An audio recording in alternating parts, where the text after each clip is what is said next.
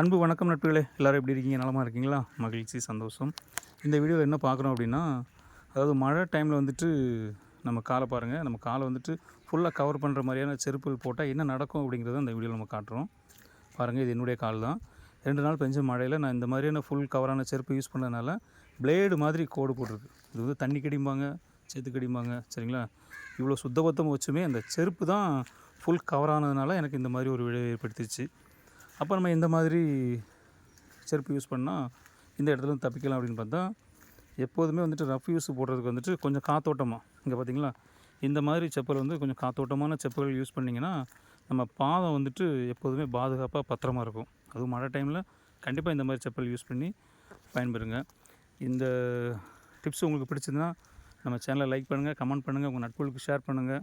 புதுசாக பார்க்குறவங்க நம்ம சேனலை சப்ஸ்கிரைப் பண்ண மறந்துடாதீங்க, சரிங்களா? அடுத்து இந்த மாதிரியே நல்ல டிப்ஸோடு உங்களை நான் சந்திக்கிறேன், சரிங்களா? எப்போதுமே மழை டைமில் வந்துட்டு வாரத்துக்கு 2 நாள் கொஞ்சம் சுடு தண்ணியில் உப்பு போட்டு கொஞ்சம் மஞ்சள்லாம் போட்டு காலை நல்லா சுத்தமாக கழுகி எண்ணெய் போட்டு நீட்டாக்குறது நல்ல விஷயம்.